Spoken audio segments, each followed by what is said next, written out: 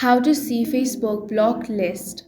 If you want to see Facebook blocked list, then what you want to do is, first of all, launch open the Facebook app on your device. Make sure to log into your account. Now you want to tap on the three lines at the top right corner of your screen.